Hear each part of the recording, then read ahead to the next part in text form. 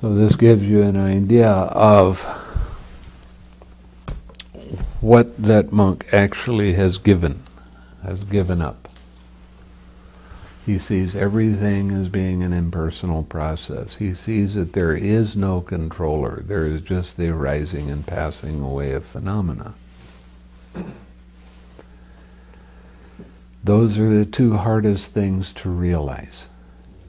And when I say realize, I mean you really do understand deeply from your direct experience that there is no controller.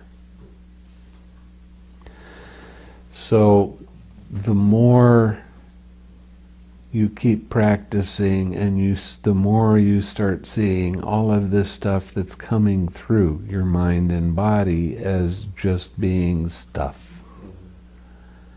It's not important at all. Then you'll be able to stay with your object of meditation a little bit longer, because you 6 are this stuff that pulls your mind away. But there's still going to be some attachments that arise. And the more you can see it, recognize it, and realize for yourself that it's not you, it's not yours, that it doesn't have anything to do with you. It's all just impersonal stuff. You'll be able to see when contact occurs, how feeling arises. You relax right at feeling. The rest of the links will not arise. And then you'll see not necessarily the 6 sense doors, but you'll see mentality and materiality arise. Now you're starting to get into the more subtle things. But as soon as you see that starting to arise and you 6 are that, then all of the rest of the preceding steps of dependent origination won't arise. That's how you gain the eye of wisdom, by using the 6 R's.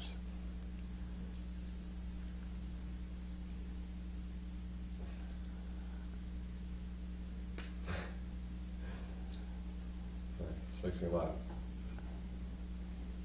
What we started with just takes us all the way. That's right. Isn't that something? Yeah. It's really an amazing process, and well, from the first day that I talked to you, I've been telling you about the 6 R's, and every day I tell you about the 6 R's. Why do I keep doing that? Because they're important. And the 6 R's will lead you right to Nibbana.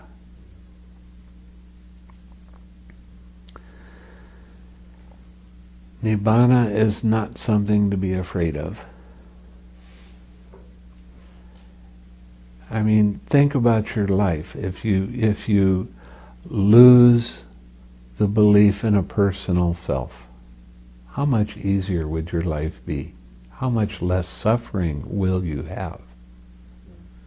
And you lose doubt, and you lose a belief that anything else outside of the 6 R's is going to take you to Nibbana. Any rites and rituals, any of that kind of thing. If you're lucky enough to get to the 2nd stage, and I am not a fortune teller. Okay, I can't tell you when something and what stage you're going to be at or anything. It'll happen. When the conditions are right, it will happen by itself, and it might happen that you get to be an anagami right straight off. You don't have to go through each step of the steps of awakening. You don't have to become a Sotapanna, then a Saktigami, then an Anagami, then an Arahat. It depends on you and your understanding. So it's a very important thing to look forward to, not to be afraid of it. All the way up to becoming an anagami, you can stay a layman. When you become an arahat, you need to take the robes on. You need the purity of the sangha. But what do you do when you become an arahat? You are a person that doesn't have any hatred or lust or conceit. Suffering? No. Well, it depends. You can still have some physical problems. Like the Buddha had a backache in the last part of his life. You can have physical problems and you can still get sick. But it doesn't make your mind upset by it.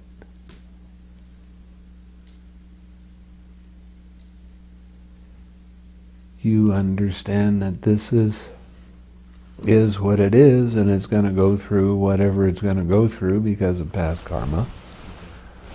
And it's okay. Your mind doesn't shake. Because there's nothing that can arise that will make your mind shake. Somebody can come up with you with a stick and whap you all over the place, and you won't even have anger arise. Wouldn't that be nice? Not to have somebody hit you, but okay. It's not, yeah. So the whole point of learning how to do this is you get less and less suffering as you go along, because your mind starts getting more and more in a state of balance. You'll still have a little bit of high and a little bit of low as life goes on. But you're not going to get caught for near as long. And you're not going to get into any kind of revenge stuff or anything like that. Because it just isn't worth it. So, the more you continue to practice, the less suffering you experience. It doesn't matter what kind of attachment you have. When you 6R it, that attachment becomes less and less, and then it won't even bother you after a while. It'll fade away. And what takes its place? Relief, joy, happiness, more equanimity. Your mind stays balanced and clear, no matter what anybody else around you is doing.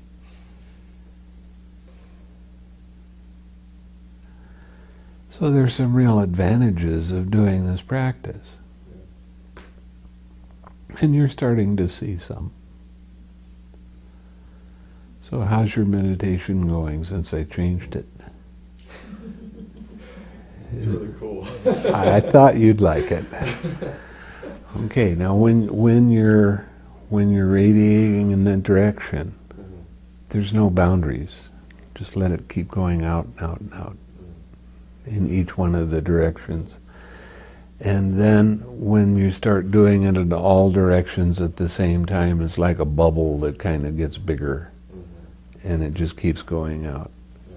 That's real good. Okay? Thought you'd like that. Now, you don't do anything with the spiritual friends anymore. You only send loving kindness to yourself when you feel like you need it. And then you continue with your walking, with your sitting, with your eating, and everything that you're doing, just radiating loving kindness to all beings, all the directions. Okay? Sounds great.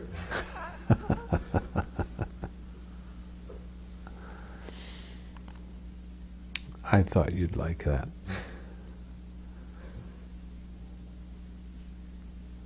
Yeah, as soon as I started in front, like the first direction, you could just, you could feel it already. It was really cool. Yeah, you don't have to verbalize. Mm-hmm. Okay. Just radiate I was verbalizing. where, yeah, I thought you were. You just radiate in the direction that you point your mind. This is called the immeasurable states of mind. Because there's no boundaries, there's no limit.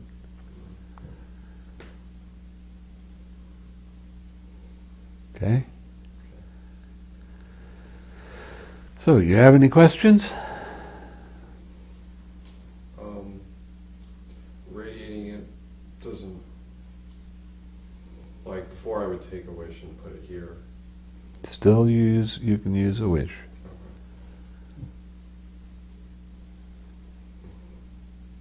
But like radiating it from your whole body or just from, I mean, I guess it doesn't really matter. At a certain point, you just Well, radiate. you will lose feeling in your body. Mm-hmm. The feeling will go up into your head. Okay. You radiate from your head.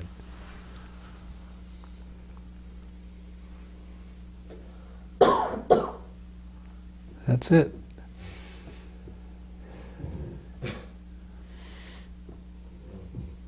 You've become an advanced meditator. No way. Why do you think I was so happy for you? You understand a lot more than you think you do right now. I know I'm changing. Yeah. You have become an advanced meditator. You've lost your rookie status now.